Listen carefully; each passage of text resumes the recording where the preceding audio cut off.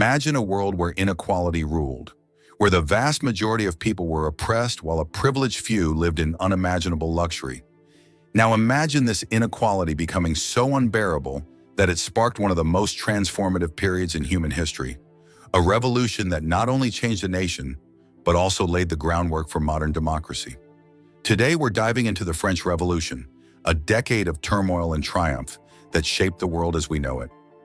The French Revolution began in 1789, but to truly understand it, we must look at the conditions that made such a seismic upheaval inevitable. By the late 18th century, France was a society built on rigid hierarchies. At the top was King Louis XVI, whose absolute power was symbolized by the magnificent Palace of Versailles. Below him, society was divided into three estates. The first estate consisted of the clergy, powerful, wealthy, and exempt from most taxes. The second estate was made up of the nobility, who enjoyed privileges, owned vast amounts of land, and also avoided taxation. Finally, the third estate included everyone else: peasants, urban workers, and the burgeoning bourgeoisie, or middle class. While the first and second estates made up just 2% of the population, they controlled most of the wealth and political power. The third estate, a staggering 98% of the population, bore the brunt of taxation and struggled to survive. This inequitable structure was only part of the problem. France's economy was in shambles. Decades of costly wars, including the American Revolution, had drained the treasury. King Louis XVI's government was drowning in debt, and attempts at financial reform had failed spectacularly. To make matters worse, poor harvests in the late 1780s led to skyrocketing food prices and widespread hunger. Bread, the staple of the French diet, became so expensive that riots broke out.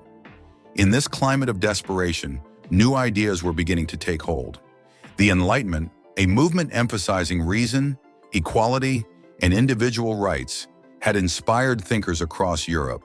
Philosophers like Voltaire, Rousseau, and Montesquieu challenged traditional authority and argued for liberty, democracy, and justice.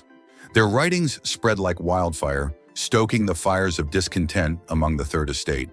The breaking point came in 1789 when King Louis XVI, desperate to address the financial crisis, called the Estates General, an assembly of representatives from all three estates.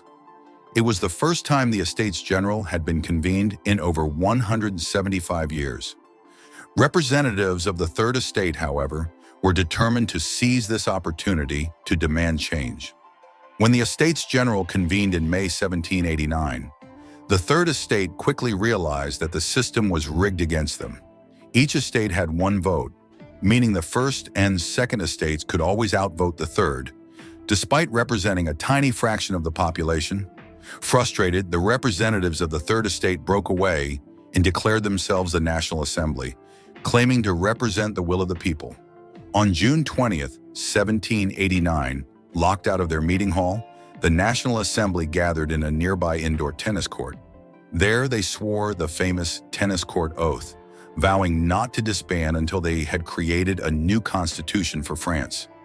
This moment marked the beginning of the revolution. In response, King Louis XVI reluctantly recognized the National Assembly, but tensions were escalating. In July 1789, fears of a royal crackdown led to widespread unrest in Paris. On July 14th, an angry mob stormed the Bastille, a fortress and prison that symbolized royal tyranny. Though there were only a few prisoners inside, the fall of the Bastille became a powerful symbol of resistance and the beginning of the end for absolute monarchy in France. As revolutionary fervor swept the nation, the National Assembly moved quickly to enact sweeping changes. In August 1789, it adopted the Declaration of the Rights of Man and of the Citizen, a groundbreaking document inspired by Enlightenment principles. It proclaimed that all men were born free and equal, with rights to liberty, property, and security. It also declared that sovereignty belonged to the people, not the king. But these lofty ideals did not immediately translate into stability. By 1791, a new constitution had been drafted, transforming France into a constitutional monarchy. King Louis XVI reluctantly accepted the changes, but his commitment to the revolution was dubious at best. In June 1791, he and his family attempted to flee France, hoping to rally foreign support to crush the revolution. They were caught near the border and brought back to Paris in disgrace, further eroding public trust in the monarchy. Please take a moment to like and subscribe to our channel so you don't miss any new daily videos. By 1792, tensions had reached a boiling point. France was at war with Austria and Prussia, who sought to restore the monarchy. Radical revolutionaries known as the Jacobins gained influence and called for the abolition of the monarchy. In August 1792, a mob stormed the Tuileries Palace, where the royal family was being held. The monarchy was officially abolished, and France was declared a republic. The execution of King Louis XVI in January 1793 marked a turning point in the revolution. His death shocked Europe and deepened the divide within France. The revolution entered its most radical phase, known as the Reign of Terror. Led by the Jacobins and their leader, Maximilien Robespierre, this period was marked by extreme measures to root out enemies of the revolution. The guillotine became a grim symbol of justice, and thousands were executed, including Queen Marie Antoinette and many former revolutionaries. The Reign of Terror created a climate of fear, but it also centralized power and mobilized France for war. Revolutionary armies achieved significant victories, pushing back foreign invaders and spreading revolutionary ideals across Europe. By 1794, however, the excesses of the Reign of Terror led to Robespierre's downfall. He was arrested and executed, bringing an end to this bloody chapter of the revolution. In the aftermath, a more moderate government was established, known as the Directory. The Directory, however, struggled to maintain control. Corruption and inefficiency plagued its rule, and France remained in turmoil. Amidst this chaos, a young and ambitious military general named Napoleon Bonaparte rose to prominence. In 1799, Napoleon staged a coup, overthrowing the Directory and establishing himself as first consul, effectively ending the revolution. The French Revolution was over, but its impact would be felt for centuries. It abolished the feudal system, introduced democratic principles, and inspired movements for liberty and equality worldwide. While it was marked by violence and contradictions, it also demonstrated the power of ordinary people to challenge entrenched systems of power. One fascinating aspect of the French Revolution is that the revolutionary calendar was introduced in 1793, replacing the traditional Gregorian calendar. The new calendar was designed to reflect the revolutionary ideals by completely breaking from the old, religiously influenced system. The year was divided into 12 months, each with 3 10-day weeks. The months were named after natural phenomena, such as Thermidor, meaning heat, and Fructidor, meaning fruit. While it never became widely accepted, the revolutionary calendar symbolized a complete break from the past and a radical attempt to reshape time itself. Another surprising fact is that women played a significant, though often overlooked, role in the French Revolution. One of the most famous moments involving women was the Women's March on Versailles in October 1789.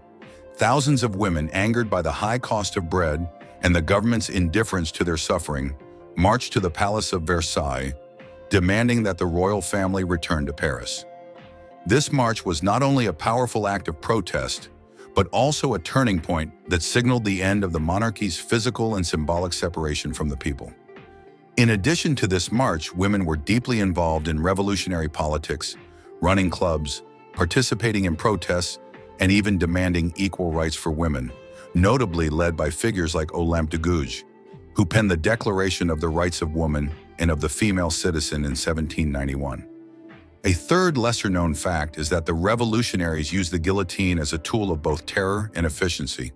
While the guillotine is often associated with the violence of the Reign of Terror, it was also introduced as a symbol of equality. Before its invention, executions in France were often brutal and varied depending on the class of the condemned. Nobles were typically beheaded with a sword, while commoners were subjected to gruesome forms of execution, such as hanging or breaking on the wheel.